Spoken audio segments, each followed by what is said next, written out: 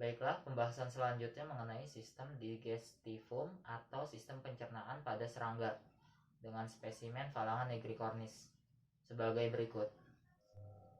Baiklah, eh, pada saat ini saya akan menjelaskan sistem pencernaan pada insekta dengan spesimen saat ini adalah Phalange nigricornis atau belalang kayu. Serangga umumnya hampir memakan segala zat organik yang terdapat di alam.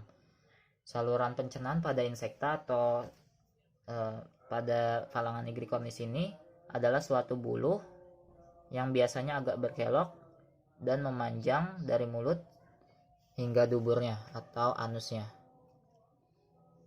Kemudian dari saluran pencernaan ini terdapat 3 daerah pokok, yaitu ada usus depan atau stomedeum atau foregut, yaitu dari bagian mulutnya hingga bagian toraks atau dadanya. Kemudian ada usus tengah atau mesenteron atau disebut juga mogut, yaitu di bagian tengah-tengah ini yang lebih besar ukurannya. Kemudian bagian belakangnya yaitu disebut usus belakang atau proctodeum atau hindgut, yaitu bagian dari sini hingga bagian anusnya. Yang pertama ada saluran pencernaan depan. Pada pencernaan depan ini berasal dari jaringan ektodermal, maka saluran pencernaan pada bagian ini dilapisi oleh kutikula yang disebut intima yang dilepaskan setiap pergantian kulitnya. Saluran pencernaan depan ini lebih berfungsi sebagai penyimpan makanan dan sedikit melakukan pencernaan. Pencernaan pada tempat ini disebabkan oleh masih adanya enzim-enzim yang terbawa dari mulut. Pada saluran pencernaan depan ini tersusun atas otot-otot yang memanjang atau disebut longitudinal. Kemudian otot-otot melingkar disebut sirkular. Selanjutnya terdapat sel-sel epitelium yang pipih serta sel-sel yang bersifat impermeable. Akibat dari pergerakan otot-otot melingkar dan longitudinal menyebabkan makanan dapat bergerak ke saluran tengah. Bagian-bagian dari saluran pencernaan depan ini terdiri dari beberapa diantaranya. Yang pertama ada rongga mulut, yaitu sebagai masuknya makanan. Yang kemudian ada faring atau kerongkongan di bagian sini. Saya tidak bisa menunjukkannya secara langsung karena bagian toraks ataupun caputnya ini cukup keras untuk dibedah. Bagian faring atau kerongkongan ini merupakan bagian pertama sesudah rongga mulut yang berfungsi sebagai penerus makanan ke esofagus. Otot-otot yang menempel pada faring berkembang dengan baik. Hal ini sesuai dengan perannya yang mendorong makanan dari mulut ke esofagus. Selanjutnya bagian esofagus adalah bagian usus depan yang tidak berdiferensiasi yang berfungsi mendorong makanan dari faring ke temboloknya.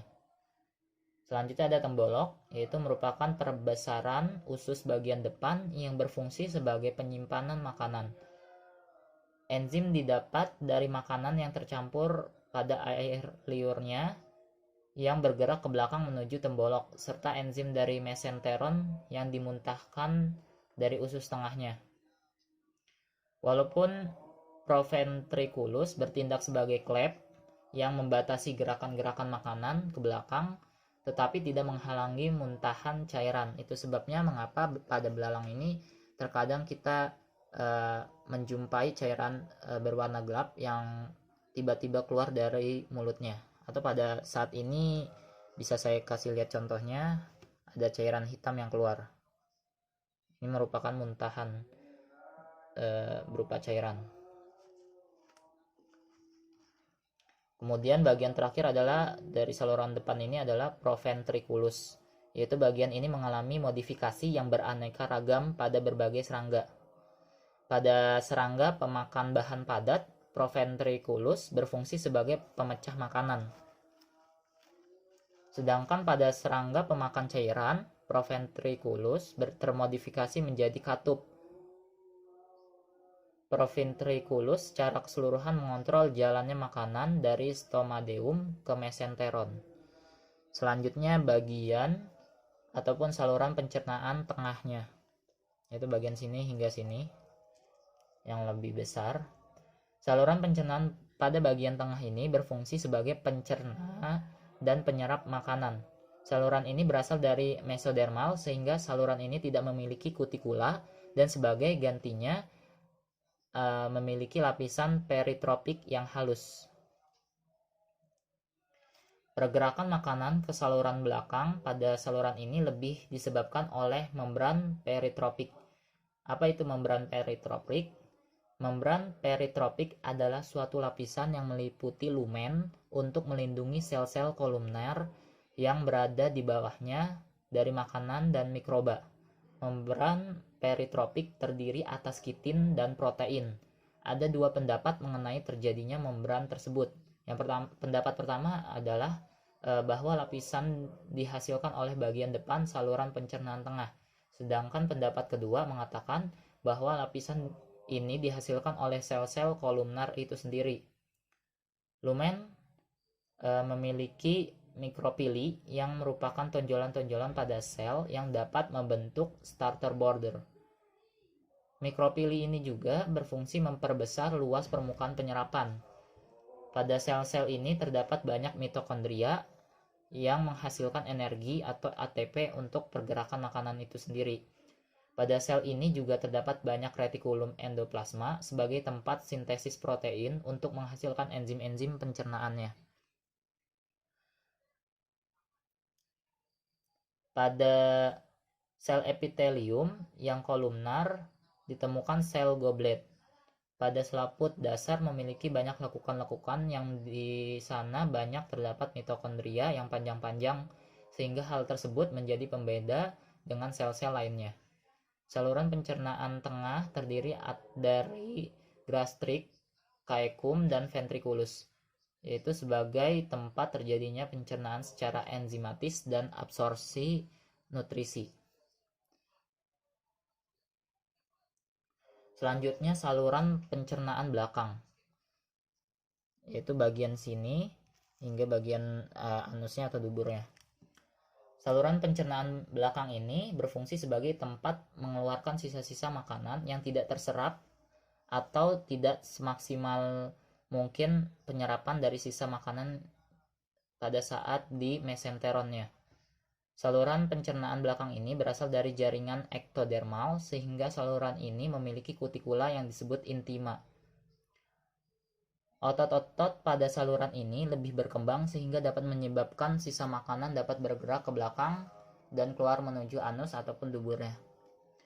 Bagian-bagian dari saluran pencernaan belakang ini terdiri atas pylorus, yaitu bagian depan dari saluran ini, tempat berpangkalnya tabung Malpighi, yaitu di bagian sini.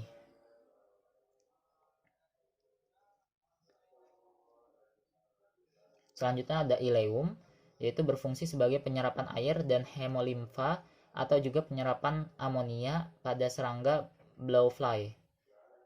Selanjutnya ada rektum, yaitu berfungsi sebagai reabsorpsi air, asam amino, dan pada serangga tertentu memiliki insang trakea.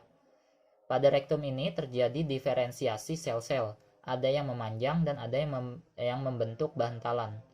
Dan yang terakhir, bagian terakhir adalah anus atau duburnya, yaitu bagian ujung saluran sebagai tempat keluarnya feses. Pada Phalange nigricornis ini terdapat beberapa jenis kelenjar yang dapat berasosiasi dengan sistem pencernaan. Di antaranya ada kelenjar mandibel, kelenjar maksila, kelenjar faring, dan kelenjar labium.